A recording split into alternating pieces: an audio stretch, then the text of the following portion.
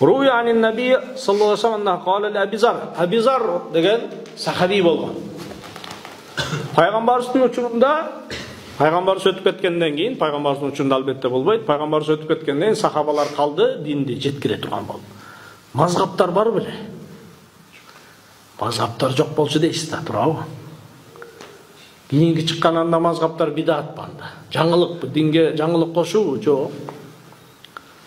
Пайгамбарыбыздан кийинки калган сахабаларда мазгаптар болгон.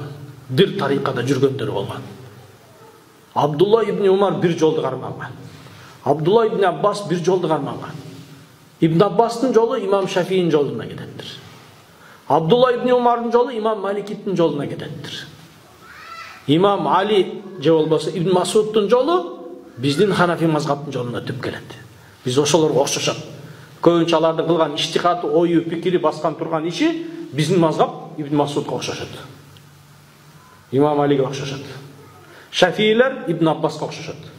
Маликиттер Абдулла ибн Умарга окшошот. Умарга окшошот. Анан дагы бир мазгап бар. Ал кайсы мазгап? Абу Зар эль-Гифари деген бир уруунун адамы. Абу Зар деген адамдын суфи тарикы барбы? Түйү ушул артта калат дейт.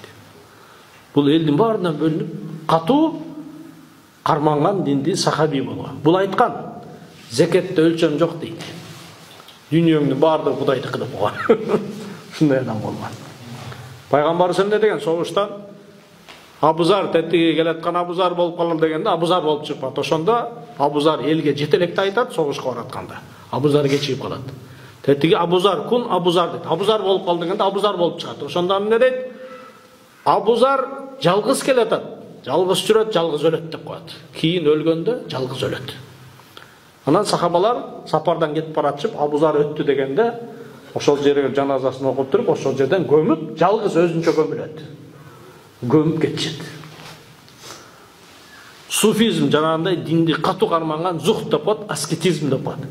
Тарку дүния деп коет, отрекаться от мирского деп коет орусчачы. Бул дүйнөнү толук менен кагып койгон адам болгон. Эч нерсеси кызыктырган эмес бул адамга. Ошол адам пайгамбарыбыз бул адамдан келген риваятта пайгамбарыбыз эмне дейт? Qala la man qala kimdegim la ilaha illallah деп айта турган болсо, бир Аллахтан башка, бир Кудайдан башка сыйынарга татыктуу зат жок деп ким ушуну айта турган болсо, дахалал жанна деди. Жаннатка кирди деди, өткөн чакта айтты. Абу Зар эми жанагындай динди катуу карманган, мыкчыпты менен ине жибинен бери карманган адам.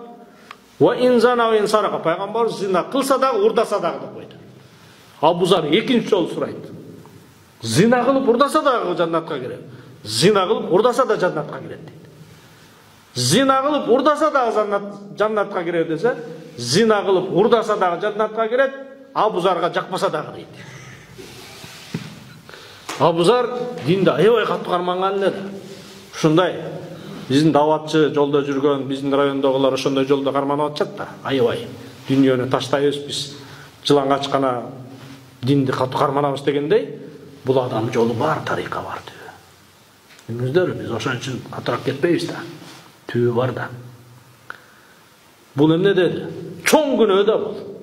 Урдаш деген сөз адамзаттын акыл эси ордундагы абройлуу, благородный деп коет орусча. Абройлуу адамдар, албеттүү адамдар урдаш, алдаш менин даражам эмес дейт. Мен анчалык төмөн түшпөйм дейт да.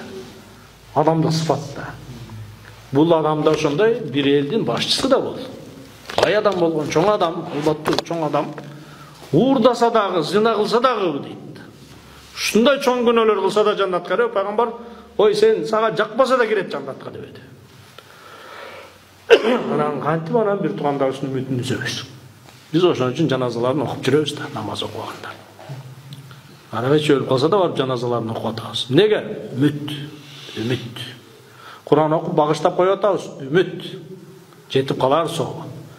Бата кылып, дуа кылып, ошолорго кечирим сурап, аларга атынан садака кылып, жардамы тийип калар деген үмүт кылып атабыз. Үмүт үзүлбөш керек эч качан. Корку сезими да үзүлбөш керек. Жана үмүт да үзүлбөш керек. Качан үмүт үзүлүп калса, имандан чыгып кетет адам. Корку сезим жоготуп койсо, Аллахтын азабына, анда дагы имандан чыгып кетет.